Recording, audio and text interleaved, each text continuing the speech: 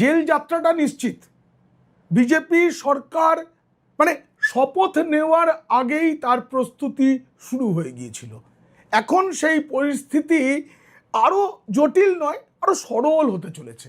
সে খবর ভাইপো পেয়ে গেছেন, ভাইপো বাড়িতে বসে বসেই খবর পেয়ে গেছেন। আপনাদের মনে আছে তো সেই কালীঘাটের কাকু বলেছিলেন না, অভিষেক রাফলি 15 কোটিতেই খুশি।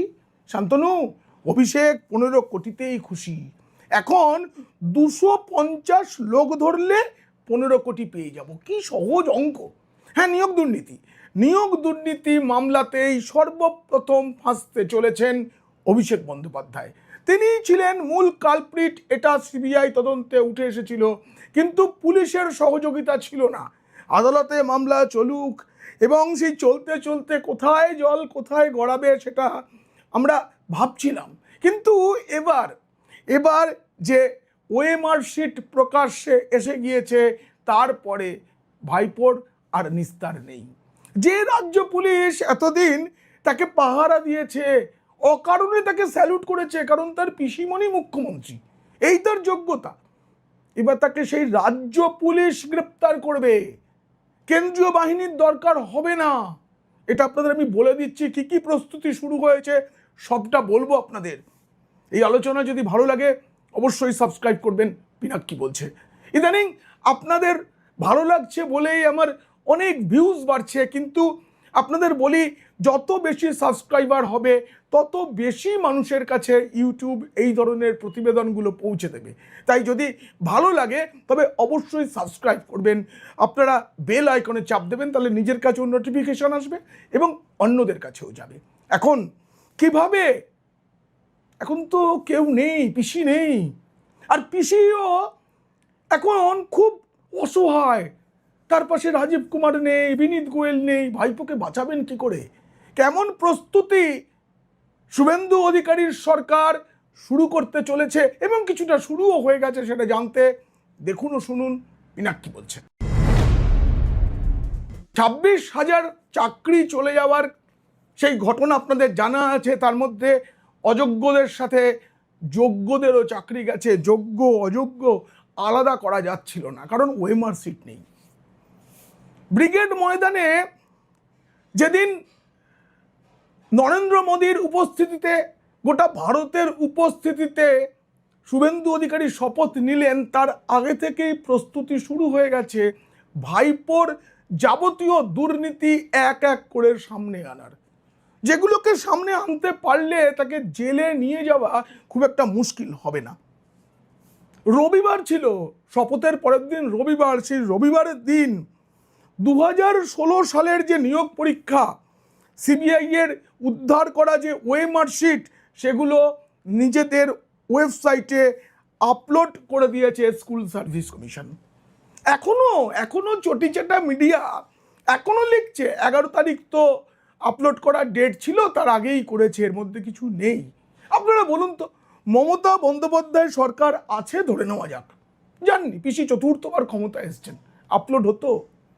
যে মামলায় মূল অভিযুক্ত তার আদরের ভাইপো, আপলোড হতো? কোনোদিনও আদালতের কোনো নির্দেশ মেনেছে? তার 3টে সরকার কিছু মেনেছে? দিয়ে দিয়েছে সময় মতো?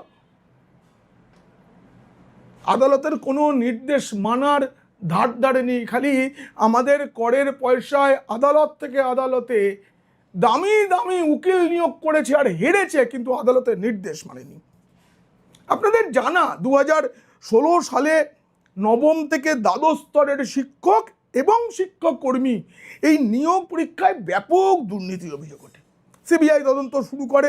তখন গাজিয়াবাদ থেকে সিবিআই যে হার্ড ডিস্ক উদ্ধার করেছিল, তাতে অরিজিনাল ওএমআর শিট তো এরা গায়েব করে দিয়েছে, পুড়িয়ে দিয়েছে, এত ভেজাল তাতে। তার মধ্যে ওই হার্ড ডিস্কের মধ্যে শিক্ষক শিক্ষাকর্মীদের সব ওএমআর শিটের সফট কপি তো রয়ে গেছে। এবার সেটা এসএসসির হাতে তুলে দেওয়া হয়েছিল, তাদেরকে দিতে বলা হয়েছিল। কিন্তু 2025 ফেব্রুয়ারিতে সুপ্রিম কোর্ট সেটি পেশ করলে তখন সিবিআই এবং এই এসএসসিও দাবি করেছিল যে এটা নির্ভুল, ওই ওএমআর শিটগুলো নির্ভুল। এরপরে 2025 সালের এপ্রিলে প্রাতিষ্ঠানিক দুর্নীতির কারণে পুরো প্যানেল বাতিল করে দেয় সর্বোচ্চ আদালত। হাহাকার পড়েছিল রাজ্যে। পিসি সরকার বলেছিলেন মানে জাদুকর নয়, মিথ্যার জাদুকর পিসি বলেছিলেন ABCDE তার ভাবা আছে, কিচ্ছু করেননি। আপাতত নবম, দশম এবং একাদশ দ্বাদশ শ্রেণীর পরীক্ষার্থীদের ওএমআর শিট আপলোড করা হয়ে গেছে এবং বলে দেওয়া হয়েছে সি এবং ডি এই দুই কর্মীর মানে এই যে পদ সি গ্রুপ এবং ডি গ্রুপ সেই সব কর্মীদের যে ওএমআর শিট সেটা খুব তাড়াতাড়ি আপলোড করা হবে। এই যে ওএমআর শিট না এখন সবাই দেখতে পাচ্ছে, মানে আমি আপনি পারবো না, কারণ আমরা জানি না, আমরা পরীক্ষায় হয়তো বসিনি, কিন্তু যারা পরীক্ষায় বসেছেন তারা যদি তাদের রোল নাম্বার দেন সঙ্গে সঙ্গে পেয়ে যাবেন তিনি কি লিখেছিলেন, সত্যি ঠিক লিখেছিলেন নাকি ভুল লিখেছিলেন, সত্যি মানে ঠিক লেখা সত্ত্বেও তিনি কত নম্বর পেয়েছিলেন সবটা জেনে যাবেন তিনি। পালাবদলের পরে সঙ্গে সঙ্গে স্কুল সার্ভিস কমিশন এই কাজটা করে ফেলেছে, কারণ আমলাদের তো ভয় আছে এই সরকার সহজে ছেড়ে দেবে না। মন্ত্রিসভার মানে প্রথম দিনেই বলে দেওয়া হয়েছে রাজ্যের সব প্রকল্প থাকছে, স্বাস্থ্যসাথী থাকবে, তার দুর্নীতি বের করা হবে, সেই সঙ্গে কেন্দ্রের আয়ুষ্মান ভারত সেটাও কার্যকর হলো। প্রথম দিনই বলে দেওয়া হয়েছে যে সীমান্তে যে বিএসএফকে জমি দেওয়াটা আটকে রেখেছিল আগের সরকার, সেই জমি দেওয়ার কাজ একেবারে প্রথম দিন থেকেই শুরু হয়ে যাচ্ছে। সেই সঙ্গে কেন্দ্রের যত প্রকল্প আছে সব প্রকল্প রাজ্যে কার্যকর হচ্ছে। নতুন মুখ্যমন্ত্রী শুভেন্দু অধিকারী তার গার্ড অফ অনারের পরেই এই ঘোষণা করে দিয়েছেন, কিন্তু অসততার সরকার, সঠতার প্রতীক তিনি আদৌ করতেন, তারা বলে এগুলোকে আদৌ সম্ভব ছিল? হয়ে গেছে। দেখুন এই দুর্নীতির নেপথ্যে ভাইপো ভাইপো অ্যান্ড ভাইপো সব কিছুতে তার নাম পাওয়া গিয়েছিল, তবুও তাকে আড়াল করে রাখা হয়েছে। এই যে দুর্নীতিকাণ্ড, এই দুর্নীতিকাণ্ডের নেপথ্যে ভাইপোর আশীর্বাদ ধন্য অয়নশীল, এই অয়নশীলের সংস্থা এবিএস ইনফোজোন, এই এবিএস ইনফোজোন ওএমআর শিট জাল করে নম্বর কারচুপি করেছে, সব করেছে। মাস্টার মাইন্ডকে অয়নশীল, তার মাথায় কে? ভাইপো। সব ভাইপোর নির্দেশে হয়েছে, মানে ভাইপোর কাছে যার যার পেমেন্ট ঢুকেছে তার তার নাম গেছে, তাকে পাশ করানো হয়েছে। কি করে পাশ করিয়ে চলে জানেন? প্রশ্নপত্র তৈরি থেকে ওএমআরের যে মূল্যায়ন, কে কত নম্বর পেয়েছে, সব কিছুর বরাত এই অয়নের সংস্থা পেয়েছিল। সরকারি নিয়োগ, কিন্তু বেসরকারি সংস্থা খাতা দেখেছে, পরীক্ষার খাতা দেখেছে। এটা কোথায় হয়? অনেক প্রার্থী আছেন তারা যে কটা প্রশ্নের উত্তর দিয়েছেন তার থেকে বেশি নম্বর পেয়েছে, এটা সিবিআই পেয়েছিল, সিবিআই এটা আদালতকে জানিয়েছে। প্রচুর এরকম ওএমআর শিট পাওয়া গেছে যেখানে প্রার্থীর স্বাক্ষর নেই, মানে পরীক্ষা দেওয়ার শেষে তো একটা সই করতে হয় নিজেকে, নেই। এমনকি পরিদর্শকের যে স্বাক্ষর, সেই স্বাক্ষরটা নকল করা হয়েছে। ধরুন একজন পরীক্ষার্থী, তিনি যেখানে পরীক্ষা দিতে বসেছিলেন সেখানে যিনি পরিদর্শক ছিলেন তার সই নেই, অন্য কোনো কেন্দ্রের পরিদর্শকের সই নকল করার জন্য। দুর্নীতিটা কিভাবে হতো? দুর্নীতি হতো এগুলো সব জলের মতো পরিষ্কার। এবার ভাইপোকার বাঁচানো যাবে না। এই যে এবিএস ইনফোজোন, এবিএস ইনফোজোনের দপ্তরে এই লিখিত ওএমআর শিটগুলো প্রথমে পৌঁছে যেত। এইবার ভাইপোর সুপারিশ মতো যে তালিকা, সেইটা ধরে ধরে ওই বিশেষ প্রার্থীদের যাদেরকে চাকরি বিক্রি করা হচ্ছে তাদের ওএমআর শিটগুলো আলাদা করা হতো, এর জন্য আলাদা লোক রাখা হতো। এইবারে পেন্সিলে লেখা নোট ব্যবহার করা হয়েছে, সেগুলো পাওয়া গিয়েছে, সিবিআই পেয়েছে। কাকে কত মার্কস দিতে হবে তার জন্য বাছাই করা কর্মী রেখেছিল অয়নশীলের সংস্থা। ধরুন একজন পরীক্ষার্থী সাদা খাতা জমা দিয়ে এসছে, সেই সাদা খাতায় ঠিক ঠিক উত্তর পূরণ করার দায়িত্ব ছিল এই অয়নশীলের সংস্থার।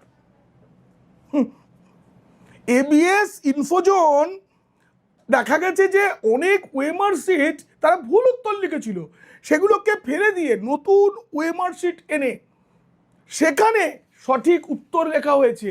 সঠিক উত্তর লেখা হয়েছে শুধু নয়, যারা অশিক্ষিত পরীক্ষার্থী, যারা চাকরি পেয়েছে স্কুলে, তাদের পরীক্ষাস্থল, ক্রমিক সংখ্যা, রোল নাম্বার, নিজের জন্ম তারিখ, কোন পদের জন্য বসছে, এগুলোও লিখে দিয়েছে অয়নশীলের সংস্থা। এর জন্য আলাদা আলাদা লোক রাখা হয়েছিল।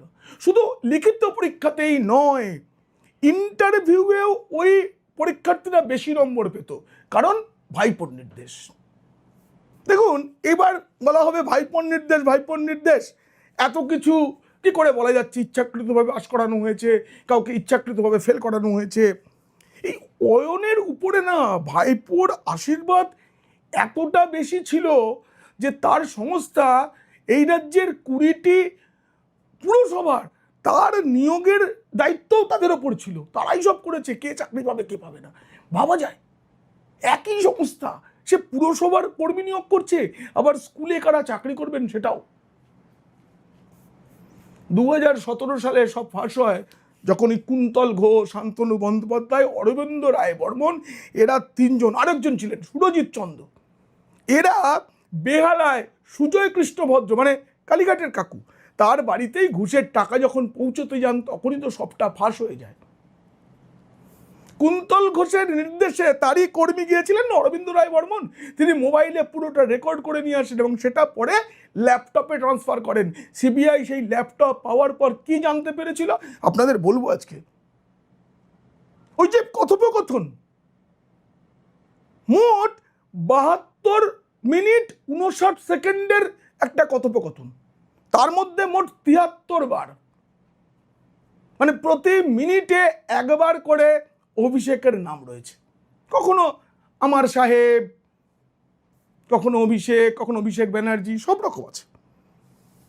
সুজয় কৃষ্ণ সেখানে বলছেন 6 লাখ, 6.5 লাখ যে টাকা, সেই টাকার ভাগ পার্থ যদি পেয়ে থাকে, সেটা অভিষেক কিছুতেই মানছে না। পার্থদাই টাকা পেয়েছে, মানে পার্থ চট্টোপাধ্যায়ের সঙ্গে অভিষেকের এই নিয়ে রেষারেষি ছিল কে টাকা ভাগ পাবে। বলা হচ্ছে যদি পার্থদাকে এই টাকাগুলো দেওয়া হয়ে থাকে, সেটা তোমরা যেন অভিষেককে বলে দিও না, অভিষেককে বলা উচিত না। এইটা কালীঘাটের কাকু বলেছিলেন সেই দিন। অরবিন্দ যে রেকর্ড করেছিল, তিনি দাবি করেছেন যে শান্তনু, কুন্তল যে ঘুষ, তারা মানে প্রতি প্রার্থী পিছু 6.5 লাখ টাকা, গড়ে 6.5 লাখ টাকা করে তারা ঘুষ নিয়েছিলেন।